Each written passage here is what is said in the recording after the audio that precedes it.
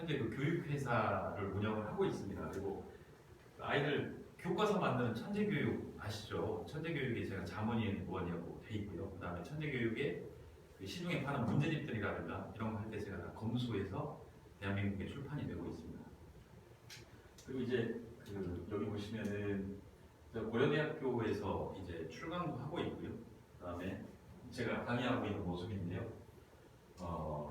서울 강남부터 충남 천안까지 작년만 한 4,700명 정도의 그 학원 원장, 학교 선생님, 교육 관련 종사자들한테 학생들 지도 방법이라든가 교육 방향에 대해서 제가 설명을 하는 또 강사이기도 합니다.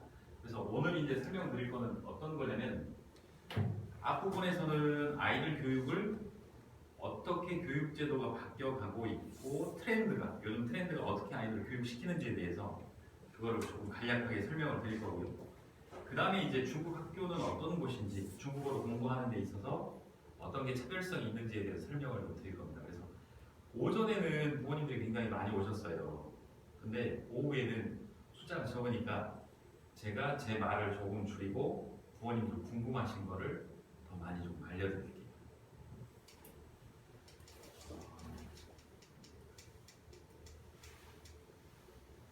지금 아마 그렇게 되실 거예요. 부모님들이 지금 대학 입시라든가 고등학교 입시에 대해서는 아직 먼 얘기니까 와닿지가 않으시죠. 그죠? 그 동생이라고 그랬죠. 네. 동생이 다니고 수능 보신 지 얼마나 되셨어요? 저요? 네. 얼마 안 되셨어요? 네. 그럼 이제 잘하시겠네요. 네. 그럼 동생 지도할 때 아마 도움이 많이 될 거예요. 지금 아이들을 대학을 어떻게 보내는지 혹시 알고 계시나요? 대학을 어떻게 보내는지? 대학 시험 보신 지 하도 오래돼가지고 지금 많이 달라져 있다는 걸 보시죠. 지금 현재 대학을 어떻게 아이들을 뽑고 있냐면 이렇게 교과, 종합, 논술, 실기, 수능 이 5가지 형태로 아이들을 뽑고 있어요 현재. 그리고 우리 아이들이 고등학교, 대학교 갈 때도 이게 마찬가지입니다. 왜 그러냐면 예전에는 대학을 들어가는 방식 자체가 10몇 가지 방식이 있었는데요. 그 대입 전형 간소화 계획에 의해서 압축되고 압축된 게 10년 이상 걸쳐서 이게 마무리가 된 작업입니다. 그리고 이 대학 제도는 중국 대학뿐만 아니라 미국 대학에서도 이 제도를 가지고 아이들을 뽑고 있거든요. 그럼 일단 보시면 교과로 아이들을 뽑는다는 것은 뭔가요? 등수로 아이들을 뽑는 거예요. 전교 소차를 가지고 아이들을 뽑는 방식이고요. 그 다음에 이 종합이라는 건 어떤 방식이냐면 학생부, 학교 생활기록부를 전반적으로 검토를 해서 아이들을 뽑아들이는 방식이에요. 그러니까 학교 등수가 높은 애들은 이걸로 뽑는 거고요. 등수가 조금 낮지만 아이가 학교에서 반장을 한다든지 상장이 많이 있다든지 특기를 가지고 이제 판단해서 들어가는 게 종합전형입니다. 그 다음에 이 논술은 어떤 거냐면 쉽게 얘기해서 본고사 전형이라고 보시면 돼요.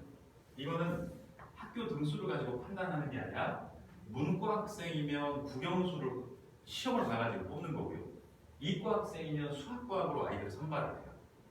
그리고 이제 실기는 어학 특기자, 수학 특기자, 그다음에 예체능 학생들을 뽑는 거고요. 그다음에 이거는 수능 시험입니다. 근데 여기서 뭘로 아이들을 가장 많이 뽑냐면요. 실제로 이렇게 아이들을 뽑는다라고 TV나 신문에서 나오는데 이거는 문제가 있는 거예요. 왜 그러냐면 TV에 나오면 부모님들이 어떤 착각을 하시냐면 우리 아이가 좋은 대학을 가려면 학교 등수를 올려야 되는구나. 그러면 어떤 생각을 하시냐면요. 좋은 고등학교, 잘하는 학생들이 많이 있는 고등학교를 보내면 아이들 이 성적이 불리하겠죠. 거기를 안 보낸단 말이에요. 그리고 혹시 시골 지역으로 보내면 아이 등수가 올라가겠죠. 이제 여기서 부모님들 착각이 나오기 시작해요. 왜 그러냐면 이 지금 회색 그래프는 여기에 전체 대학 기준으로 나오는 거지 실제로 상위권 대학들은요 이렇게 뽑아요. 그러니까 학교 등수로 뽑는 게 아니라 생활기록부를 전반적으로 검토를 해서 아이들을 뽑고 있습니다. 그래서 등수보다는 학생부를 판단하거나 교과목 실력을 보거나 이렇게 해서 이제 아이들을 뽑고 있는 방식이죠. 그러니까 제가 이 표를 보여드리는 이유는 어떤 거냐면 실제로 부모님들이 언론에서 파악을 하시거나 아이를 학교 보냈는데 학교 선생님이 내민 자료가 실제 우리 아이의 목표랑은 다를 수가 있다는 거예요. 그러니까 가장 중요한 것은 누구의 말에 의해서 의존해서 교육 결정을 하는 게 아니라 부모님들이 직접 이런 설명회를 다니면서 정보 취득을 하셔야 제대로 된 판단이 나올 수 있어요. 그래서 이제 제일 이게 많이 뽑는다고 했죠. 이 뒤에 가서도 제가 설명을 많이 해드릴 건데 한번 봐보죠. 이 종합이라는 게 어떤 건지. 지금 이 종합전형이라고 있는데요. 대학에서도 이 전형으로 뽑고요. 우리 아이들이 중국이나 미국이나 다른 나라의 좋은 대학에 갈 때도 이걸로 아이들을 판단을 합니다. 예를 들어서 우리 아이가 중국에 유학을 가잖아요. 미국에 유학을 간다거나 뭘 주라고 하죠? 생활기록부를 번역본을 달라고 하죠. 이게 들어가는 겁니다. 가장 중요한 거예요. 그리고 우리 아이들이 혹시 과학고나 외국어 고등학교나 국제고등학교에 간다고 해도 이걸 검토하게 되어 있습니다. 그런데 이 부모님들이 아이 교육할 때 영어 학원이나 수학 학원은 신경을 많이 써요. 좋은 데 보내야지 이렇게. 근데 정작 가장 중요한 거는 이 학생부 관리거든요. 이걸 어떻게 관리하는지 보세요. 학생부 평가 요소가 이렇게 10가지가 있는데요. 어머니 촬영하시느라 힘드시죠? 이따가 이메일 주소를 적어놓고 가시면 지금 제가 설명하는 그 자료 있죠? 그대로 부모님들 드릴 거예요. 네. 그러니까 잘 활용을 하세요. 공부 많이 하시고요. 이게 1번부터 10번까지 있는데요. 입학사정관들이 대학교나 고등학교에서 입학사정관이라는 분이 아이들 이걸 검토를 해서 뽑는데 입학사정관들이 한 달 정도 연수기관에 들어가서 경북대학교 교수님이 총지휘자거든요. 싹 놓고 이거 한 항목당 어떻게 채점을 해야 되는지 채점 기준표가 다 있어요. 그래서 하나하나 이제 점수를 다 매기는 거예요. 생활기록 하나. 일례로 뭐부터 시험 성적으로 적냐면요. 생활기록부 1000면에 뭐가 나오는 줄 아세요? 이게 나오죠. 혹시 아이들 지금 6학년이고 그죠? 6학년이고 이제 초등학교 올라간다 그랬죠. 그 다음에 나이가 6학년. 예. 그러면 생활기록부를 한번 보세요. 1000면에 이제 이게 있을 거예요. 근데 이게 지금 잘 된 건가요? 안 된 건가요? 부모님들 보시기에. 만약에 부모님들이 이제 우리 애 거 한번 생활기록부 떼가지고 보셔야 되잖아요. 아이가 뭐가 잘못됐는지. 그럼 이제 이걸 읽는 방법이 있어야 돼요. 중학교 1, 2, 3학년 때 학생이 기자, 학부모가 기자 했는데 이제 아래 거랑 비교를 해보세요. 위에 게 좋은가요? 밑에 게 좋은가요? 왜요? 네, 밑에 게 좋죠. 지금 여기는 변호사가 아니라 앞에 구체적으로 꿈을 적었죠. 그죠? 이 아이는 변호사란 직업과 관련된 책을 읽어봤다거나 직업에 대해서 탐색을 많이 한 아이거든요. 그러니까 점수가 더 좋은 거고요. 또 하나는 진로 희망하고 특기 흥미랑 얘는 관련성이 없어요. 얘는 관련성이 있어요. 그리고 또 하나 가장 중요한 거는요. 아이들이 꿈이 6년 내내 초등학교 6년 내내 같을까요? 다르죠. 그럼 어떻게 하실 거예요? 여기 옆에 보면 사유를 적는欄이 있어요. 아이 꿈이 바뀌어질 때면 부모님이 담임선생님한테 적어서 주시면 돼요. 어떤 독서 활동을 통해서 아이의 꿈이 여기에서 여기로 변경이 됐습니다. 적어주세요 라고 하면 담임선생님이 생활기록부에 적어줍니다. 그래서 이거부터 벌써 5점을 딱 주는데요. 하나가 잘못됐을 때부터 마이너스 감점으로 차감을 해나가요. 점수를. 그래서 최종적으로 판단을 하고 있습니다. 이제 이렇게 중요한 거예요. 그 다음에 이제 성적 같은 경우도 마찬가지인데 이 종합전형에서는요 내신 등수를 많이 반영을 하지 않아요. 예를 들자면 서울대학교는 전교석 차가 몇 등이야 한다고 생각을 하시나요? 당연히 1등이야 한다고 생각을 하시죠. 지금 아이들 등급이 몇 등급까지 있는 줄 아세요? 잘하는 애 1등급부터 제일 못하는 애 9등급까지 있는데요. 서울대학교 합격생 작년 합격자 평균 등급이 2.5등급입니다. 그 말은 전교생이 300명이면 50등 정도 하는 학생들 성적이면 서울대 가는데 전혀 지장이 없어요. 혹시 알고 계셨나요? 우리 애가 전혀 문제가 되지 않는다. 이 전형에서. 그러니까 현재 대학들이 그럽니다. 중앙대 같은 경우는 5등급이에요. 그러니까 300명이면 200등 안에 들면 내신이 전혀 지장이 없어요.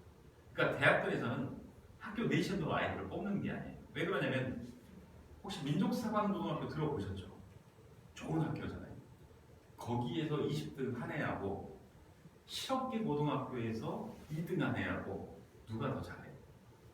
민사고 다니는 애가 잘하겠죠. 그러니까 대학에서는 학교별로 등수를 보지 않는 거예요. 생활기록부의 내용을 보는 거예요.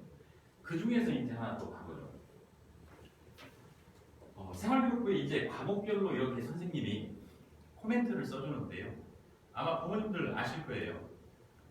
이거 한번 누가 써주는지 큰 애가 있잖아요, 어머니? 혹시 어머님이 써주어서 보내신 적이 있으신가요? 없으시죠? 아이들 중학교 가도 마찬가지. 부모님들이 학교에서 알아서 해주겠거니라고 생각을 하시고요. 그 다음에 정작 필요할 때, 이제 생활교육부가 필요할 때 딱 때 보면 어처구니 없는 일도 발생을 해요. 어떤 담임은 얘가 외고를 쓰려고 했는데 제 제자인데 생활교육부를 봤더니 담임 선생님이 반장은 했으나 리더십이 부족함 이라고 쓴 담임도 있어요. 그래서 제가 그 학교 애들을 모아놓고 얘한테 왜 이렇게 담임 선생님이 해줬느냐, 평상시에 얘가 그런 애가 아닌데 그 아이들 말은 그 선생님이 성격이 왔다 갔다 한대요. 그런 경우도 있어요. 그러니까 부모님이 교과목만 신경을 쓰는 게 아니라 이거를 신경을 많이 써주셔야 되는데, 자 보세요. 얘는 지금 선생님이 써주긴 했는데 굉장히 성의 없이 써주는 거예요. 아래 거랑 한번 비교를 해보시면 얘는 어때요? 영어 선생님이 같은 영어 선생님이 써줬는데도 불구하고 얘는 이 학생이 지칭을 하는 거죠. 개별적으로 써야 되니까. 이 학생이 영어 시간에 원서를 발음 어기하고 정확하게 읽고, 또 이거는 자기주도 학습이라고 하는 건데 본인이 스스로 취약하다는 거를 공부를 했고, 그 다음에 학습의 결과 공부를 했더니 실력이 향상되었다라고 하나하나 구체적으로 기술을 해주는 거죠. 그러면 이제 문제가 있죠. 우리 아이가 갈 중학교, 우리 아이가 갈 고등학교의 교과목 담당 선생님, 전체 담당 선생님이 아이 하나하나를 정말 이렇게 잘 지도를 해줄 것인가에 대한 믿음이 있어야 되는 거죠. 그래서 좋은 학교를 가면 갈수록 좋은 고등학교에 더 많이 보내는 겁니다. 여기서 이제 학교별 차이가 나오는 거죠. 그 다음에 이제 또 하나 보시겠는데, 이제 이 수상 실적인데요. 이것도 마찬가지인데 학교별로 얼마나 차이가 나냐면요.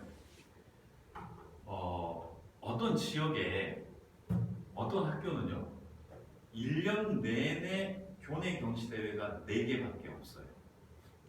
근데 어떤 학교는요, 어떤 고등학교는 1년에 30몇 개 교내 경시 대회를 만들어서 잘하는 아이건 못하는 아이건 상을 골고루 나눠 받아서 생활기록부에 기재할 수 있도록 교장 선생님이 적극적으로 도와줘요. 학교마다 이게 달라요. 근데 이 상이 부모님들 아마 지금 반성을 하셔야 될 부분이 나올 수 있을 거예요. 왜 그러냐면, 어머님, 우리 아이가 저번에 수학 학교 시험에서 몇 개 틀렸죠? 라고 하면 그건 잘 기억을 하고 계실 수도 있어요. 우리 아이는 늘 영어를 100점 맞아요 라고 하실 수도 있어요. 근데 정작 작년 1년 동안 상 몇 개 받아왔죠? 아이가 학교에 대회가 몇 개 있었죠? 라고 물어보면 부모님이 그거나 잘 모르겠는데 개근상은 가지고 오는 것 같던데 이렇게 얘기를 해요. 근데 이제 그건 중요한 게 아니에요. 왜 그러냐면 이거는 이제 연세대학교 합격한 학생인데 1, 2, 3학년 토탈에서 38개의 상을 가지고 오거든요. 보통 이 정도 들어가는 학교 학생들 보면은 한 학년에 10개 이상은 다 가지고 옵니다. 그럼 두 가지 조건이 성립이 돼야 되죠. 첫째, 그 학교에서 경시대회를 다양한 분야에 있어서 개최를 해주는 학교인가.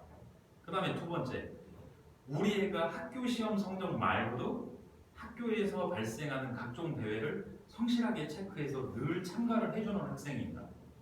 그거에 대해서 부모님들이 밑거름을 지금 초등학교 때부터 어렸을 때부터 많이 만들어 주셔야 돼요. 그래야 이제 좋은 성적이 나오는 겁니다. 근데 부모님들 중에 가끔 이렇게 우리 아이는 말주변이 없어서 토론을 못해요. 우리 아이는 팝송 노래는 전혀 못 부르는데 이걸 나가야 되나요? 라고 하시는데 이게 있어요. 그 대학교 입학사정관은요 금상이냐 동상이냐로 점수를 더 주지 않아요. 왜 그러냐면요 좀 전에 말한 거랑 똑같아요. 민족사관고등학교 수학경시대회에서 동상 받은 애하고 실업계 고등학교에서 금상 받은 애하고 상의 종류가 뭐 구분이 되나요? 못하죠. 무슨 상을 받았느냐가 아니라 바로 개수를 중요하게 생각을 하는 겁니다. 개수를 가지고 뭘 판단을 하냐면 학교의 중간고사는 1학기 때 5월 달에 있어요. 기말고사가 7월에 있어요. 그럼 경시대회는 언제 있겠어요? 3월, 4월, 6월에 배치가 돼요. 그럼 이 상이 많다는 애들은 학교 시험 공부뿐만 아니라 팝송도 연습하고 토론도 해보고 독후감도 써보고 학과 공부도 해보고 동아리 활동도 해보고 정말 학생으로서 전체 분야에 있어서 적극적으로 활동하는 성실성을 갖췄다.